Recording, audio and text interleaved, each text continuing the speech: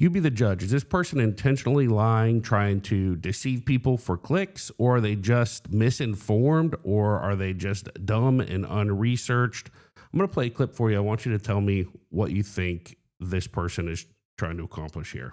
Florida now is at a very high risk for, I mean, some people would make the case that that bubble's already popped.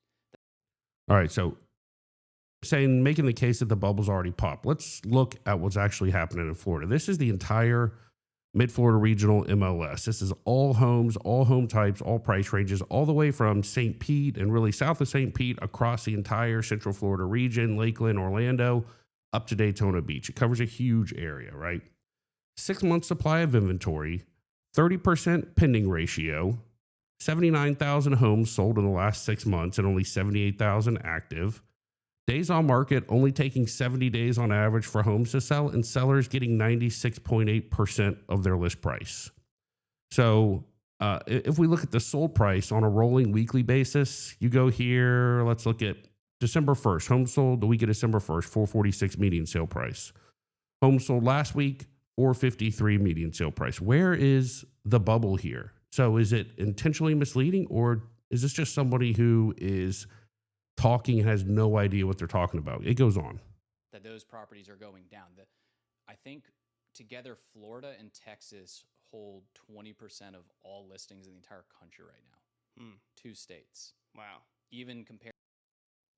Probably not true. Even if it is true, they're also 2 of the most populated states in the country. So that would make sense. Compared to California, New York, the entire Northeast coast, it's ridiculous.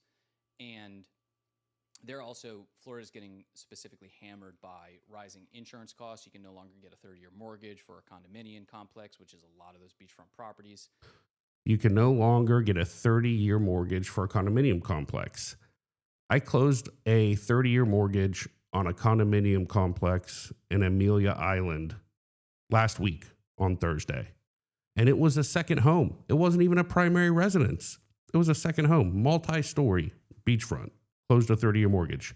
What you're looking at right here, these are just the last 60 days of conventional mortgages closed on condominiums in the Mid-Florida Regional MLS.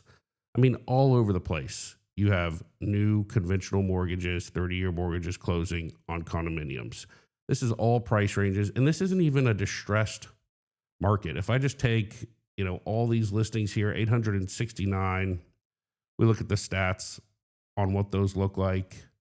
On average, they're a 2-bedroom, they're a 2-bath, list price $345, $868. These properties are still selling for 96% of their list price, and they're only taking 83 days to sell. So this horrible market where you can't even get financing, in fact, these homes are selling for 83 days, 96% of their list price. So moral of the story here, this nonsense page, blackarkluxury, God knows who this person is that's talking, obviously knows nothing about what they're talking about. Here's my hope. This video has 17,000 likes. It has 1,700 comments. And the people, so predictable, 30 years of Republican rule will destroy a state. There's nothing political about real estate. Republicans and Democrats are both homeowners. Homeownership and real estate is a wealth builder for everyone. Because Florida used to be cheap retirement, now it's expensive strip mall. Now Canadians are done with Florida too. Poorly managed red state floors and insurance and income issues. Salaries don't compare. Wait until the next major hurricane hits.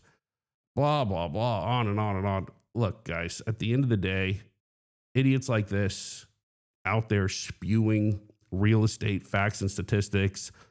This guy went to a 2-week class in a Holiday Inn conference room, got a real estate license, and then hopped on here and started giving everybody real estate facts and advice. You need to curate people to follow who actually have a pulse on what's happening in the market and who have real data, not people who just fearmonger, parrot what they read on the news or on some random blog. You can't base financial decisions on idiots like this. And it's so important because your parents, your grandparents, your friends, your family member, your coworkers, they're trying to make smart decisions about their homes and about real estate and with their money.